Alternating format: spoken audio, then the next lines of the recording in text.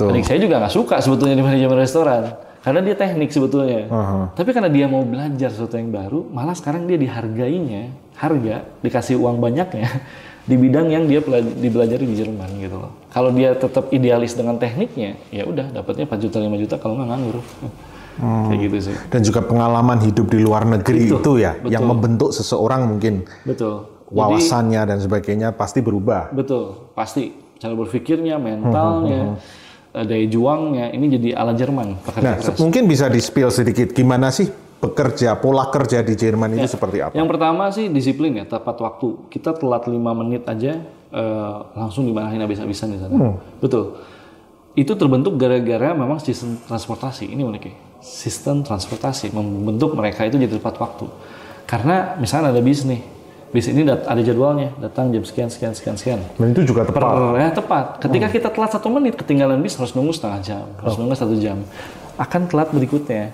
Maka kebiasaan inilah yang membentuk orang-orang Jerman jadi disiplin. Sementara di kita kan ada Gojek, ada angkot mungkin, yang kapanpun kita bisa naik. Dan di sana nggak ada.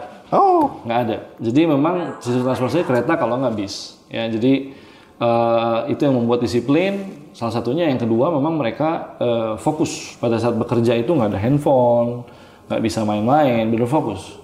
Judulnya work hard, play hard. Pada saat kerja dia fokus, tidak ada main-main, tapi pas main-main nggak mikirin pekerjaan, benar-benar fokus main. Kadang sampai subuh main, gitu ya. Saking play hardnya, tapi ya kita yang begitulah. Saya juga ke anak-anak begitu. Yuk pada saat belajar bahasa Jerman, Senin sampai Jumat work hard, ya fokus belajar, nggak ada main game, nggak ada nongkrong. Sabtu Minggu silahkan nongkrong. Jangan pikirin bahasa Jerman, jangan pikirin belajar. Itu ala Jerman, ya. Jadi kalau bekerja fokus bekerja, main fokus main. Nah, selama masa pendidikan dari 3 tahun itu hari liburnya seperti apa? Ya. Dan apakah punya peluang mereka untuk misalkan liburan dalam waktu jeda tertentu pulang ke Indonesia atau mungkin orang tuanya yang diajak ke sana? Ya, jadi nanti itu 2 hari kuliah atau sekolah, 3 hari PKL, 2 hari libur. Sabtu Minggu. Karena di bidang restoran kayaknya nggak Sabtu Minggu. Ya, malah justru rame. Shift modelnya. Ya, betul. Nah, per tahun itu ada libur 24 hari. Dikasih cuti lah 24 hari. Ya. Dan itu biasanya tahun pertama anak-anak kami ini pada liburan ke Paris, ke Italia. Mereka Spanyol. Naik kereta. Betul. Bisa ya lintas negara. Kemarin aja saya, murid saya yang berangkat ke Italia misalkan Venezia. Dia cuma ongkosnya 600.000 naik pesawat. Karena ada pesawat murah namanya Ryanair gitu ya, itu naik kereta juga cuma 800.000. Visanya tadi bisa dipakai untuk lintas. Betul. Jadi kelebihan kita ke Eropa itu, kita bisa melihat setengah dunia.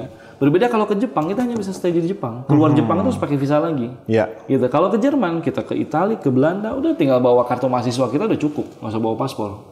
Bawa kartu mahasiswa kita yang Ausbildung itu udah cukup untuk keliling Eropa. Itu pengalaman menurut saya seumur hidup ya. Jangan sampai mungkin lahir, ya maaf nih, ini bercanda aja ya, lahir di Salatiga, kerja di Salatiga, sampai mati di Salatiga. Enggak, karena dunia luas, dengan bahasa asing inilah pintu-pintunya akan kebuka sebetulnya, gitu. Oke, dan saya dengar bahasa Jerman memang juga cukup spoken diucapkan oleh cukup banyak negara ya. Ya, jadi negara-negara yang mengucapkan bahasa Jerman itu Jerman, Swiss, Austria, Luxembourg, sebagian, dan juga Liechtenstein, negara kecil. Jadi pada saat sudah bisa bahasa Jerman, ada kesempatan juga di negara 5 tadi, terutama Swiss ya. Swiss ini lebih baik daripada Jerman menurut saya, dari segi bayarannya, dari segi kehidupannya. Jadi mungkin next levelnya setelah dari Jerman bisa pindah ke Swiss, gitu ya. Di sana bekerja menggunakan bahasa Jerman dan dapat gaji lebih besar lagi. Gitu. Oke, saya mau tanya, mungkin kalimat ini yang mungkin bisa diulang. Yeah. Terakhir ya. Kenapa harus Rudy Russell Academy? Oke, waktu saya di Jerman, tiba-tiba ada teman saya manggil saya Rudy Russell. Wih, Rudy Russell, wih keren banget namanya ya, Rudy Russell ya. Terus mereka ketawa-ketawa cekikikan. Rudy Russell, cekikikan, Rudy Russell cekikikan. Ada apa ini ya gitu?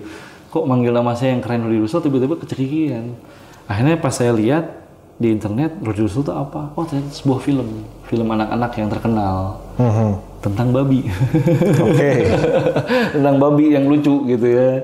Nah, dari situ di Jerman saya punya nama lain ketika berkenalan dengan orang, nama saya Rudy Russell.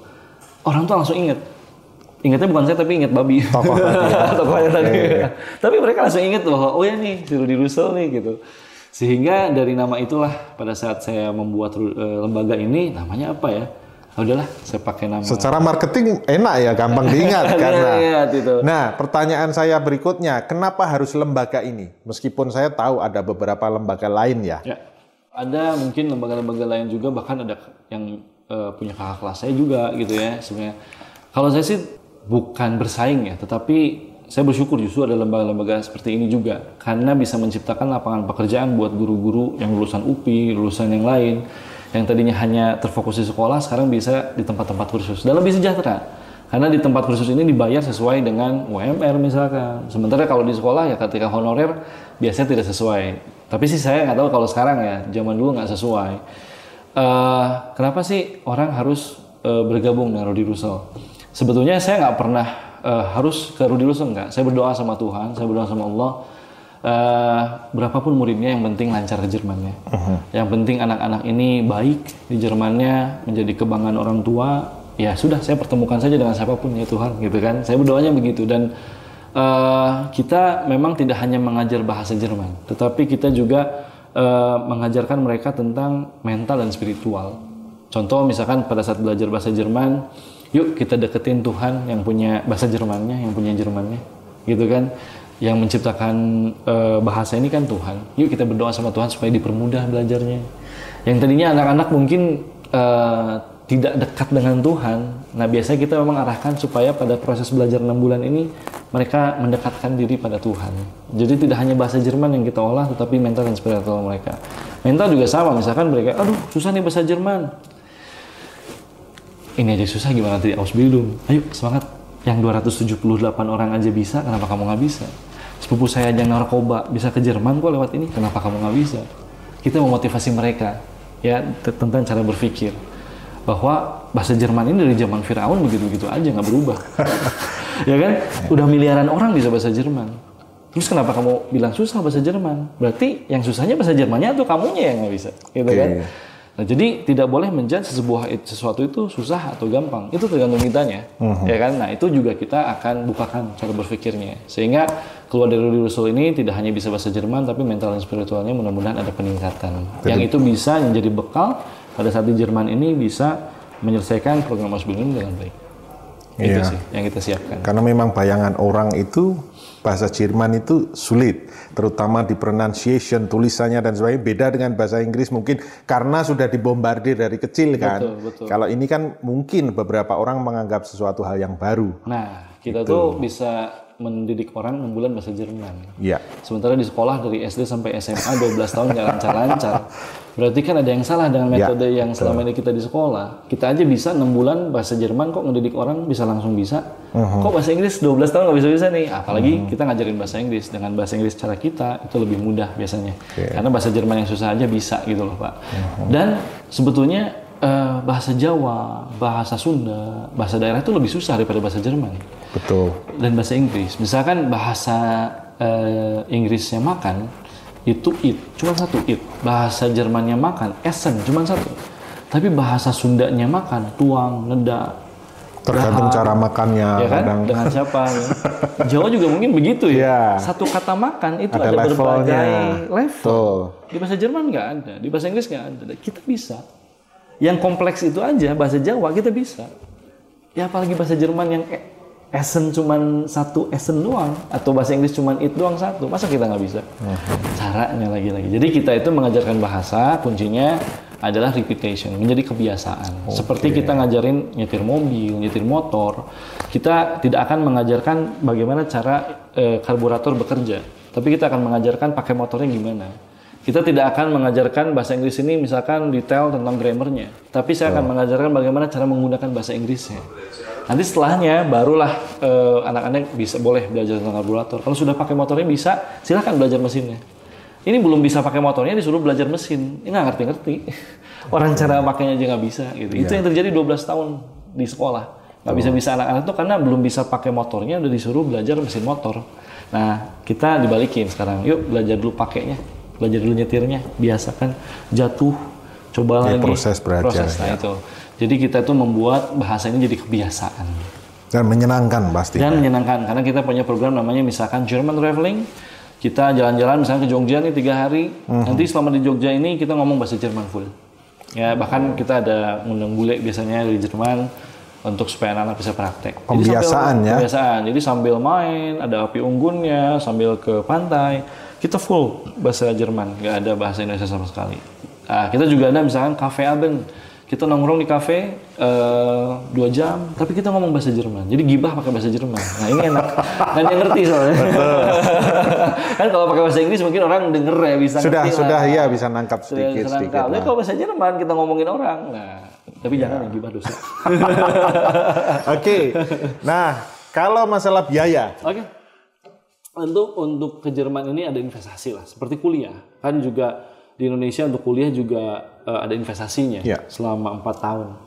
Nah, kalau kami hitung, silakan Bapak Ibu hitung, di SMA aja anak Bapak Ibu itu sudah menghabiskan 30 juta sebetulnya. Sampai lulus ya? Sampai lulus SMA itu. Misalkan uang sakunya 50.000 dikali 30 hari 1,5 juta. Dikali 12 bulan itu udah berapa tuh? 15 juta dikali 3 tahun, itu 30 juta, 40 juta. Apalagi kuliah S1. S1 ini kalau kita hitung, ngekosnya, makan, transport, selama 4 tahun tuh habis 150 juta sebetulnya. Silakan nanti hitung aja kalau nggak percaya, uang sakunya, transportnya, makannya. Dan masa depannya masih belum tentu. Ujungnya belum tentu kerja. Ngeluarin 150 juta, ujungnya belum tentu kerja. Okay. Bahkan sekarang tuh ada bercandaan, untuk nganggur aja harus S1 sekarang tuh ya. Iya. Gitu ya. Nah, untuk Ausbildung ke Jerman ini, sebetulnya ada 2, yang reguler dan ada yang double degree. Reguler ini total sampai berangkat itu 46.800.000. Itu mengcover apa aja? Semua all in. Termasuk visa dan tiket keberangkatan. Sampai berangkat ke Jerman. Gitu ya, 46.800. Artinya lebih murah pada kuliah, gitu ya. Dan itu bisa cicil. Jadi nanti ada DP dulu 14.800.000 plus pendaftaran jadi 15 juta. Nanti setelahnya itu ada dicicil. Okay. Ada cicilannya selama nanti 2 semester tadi, gitu ya. Ada SPP-nya per bulan 3,6 selama 5 bulan. Nanti pas mau ujian ada bayar ujian dan untuk didaftarkan ke Jermannya sekitar 8 juta. Nanti begitu kontrak turun dari Jermannya baru bayar visa 5 juta. Jadi bertahap, tidak langsung sekaligus. Double degree ya tentunya lebih mahal karena kita harus juga bayar ke kampusnya.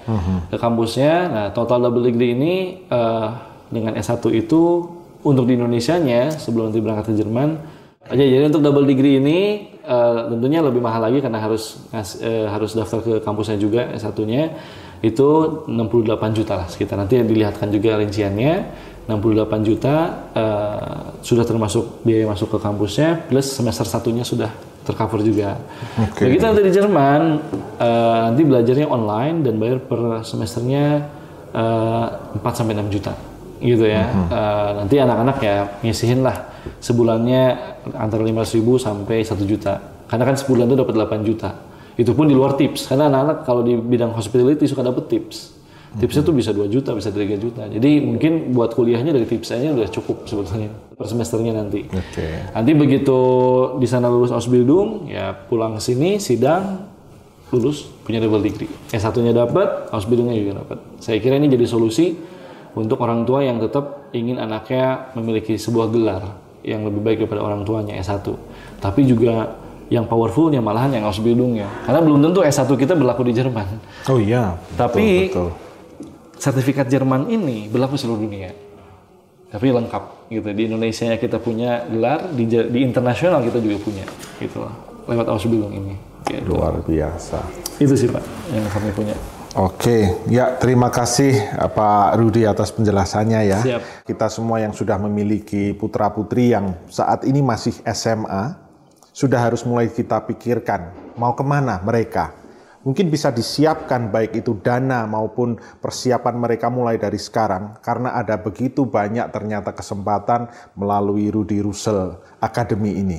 Bapak Ibu yang berminat putra-putrinya untuk mendaftarkan diri di program ini, jadi nanti bisa mulai disiapkan untuk itu. Ya, terima kasih atas perhatiannya. Kita jumpa lagi di podcast yang akan datang. Terima kasih.